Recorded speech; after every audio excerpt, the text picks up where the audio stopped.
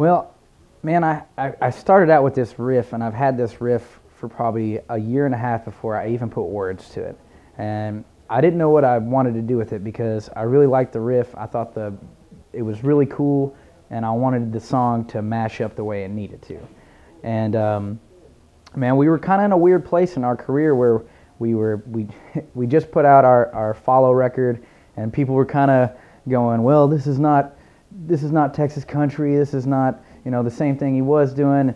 And so I was having some second thoughts for, probably about a good couple months about, did I make the right decision of what I'm trying to get across? And moving on, the first line of the song tells it all. It says, "Consider this my farewell. I'm headed off to somewhere else."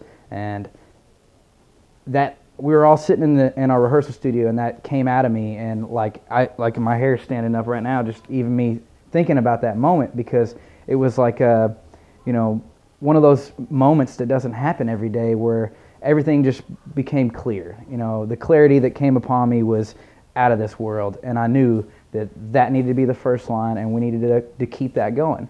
And it gets to later on in the song where it says, "New shoes, old place, same home, suitcase," which has been my life for the past 6 years. As you can grab this and this, but no matter what, when I come home, that suitcase never quite actually ever gets unpacked.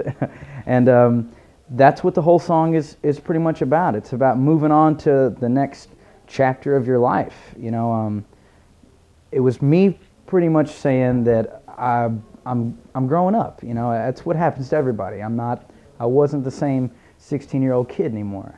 I'm an adult now, and that was my way of conveying that to the audience, was saying, we're gonna move on to the next thing, and we want everybody to come with us, and we're gonna still play songs that you loved from the first record, but we're gonna keep pushing all this other new stuff too, to show you that we're moving on. We're trying to better ourselves as musicians and become, at the end of the day, just become better at our craft.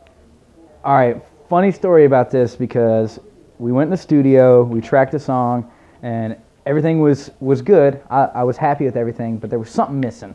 And Will, the guy that produced everything, came out and said, "Well, I've got this girl that I've been working with, and her name's Kimberly Dunn, and what do you think about bringing her in here and singing some backup vocals?" Which I've never had a female on any of our stuff, so I was like, bring her in, let's do this, let's see what happens.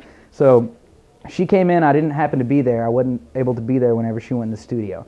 And she got in there and tracked it. They sent me the song. I listened to it, and I was like, call her back and tell her to come in and do some more, because it was so good. I was so happy with it. It took the song to another level, and it put it on this level where now I felt like, between boys and girls, it had this good mesh point now, and the song needed that. And man, we get to travel around and have her come out and sing it live, and it just brings a whole different aspect, and I couldn't imagine the song being without her. You did a good job. If you're watching, you did a good job.